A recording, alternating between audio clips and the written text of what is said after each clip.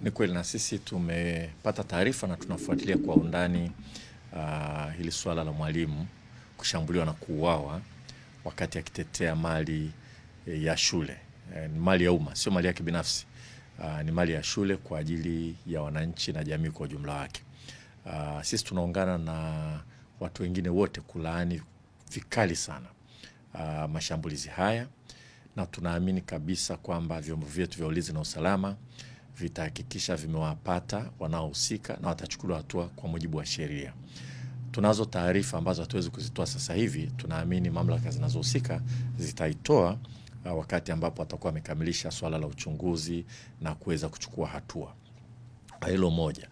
Jukumu la kulinda mali ya umma na mali za shule ni jukumu letu sisi wote, ni jukumu la jamii zote, na naamini jamii ya eneo la shule ile vile vile na wenyewe watajitahidi kuhakikisha kwamba wanasimamia mipaka ya shule na mali za shule, kwa sababu shule hii ni kwa ajili ya kila mtu, sio ya mtu binafsi. Sasa nipende vile vile kueleza umma wa Tanzania kwamba kilichotokea kwa mwalimu huyu Dimoso alichokuwa anajaribu kukifanya ni kielelezo cha jinsi walimu wetu wanavyojitolea katika kufanya kazi yao, kufundisha darasani, kusimamia shule, kusimamia mali ya umma. Wakati mwingine kikitokea tatizo moja tu kwa mwalimu mmoja tu likarushwa kwenye mitandao, watu wanakuwa wepesi kuona mapungufu. Na ni sahihi, tukiona mapungufu lazima tuyarekebishe. Lakini hiki tulichokiona sasa hivi kinatukumbusha kazi kubwa wanayofanya walimu.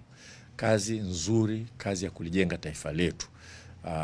Kazi ambayo inatukumbusha tuthamini sana mchango wa walimu wetu katika kulea watoto wetu, kuwafundisha watoto wetu na kulinda mali na miundombinu ambayo inatumika kwa ajili ya kufundishia.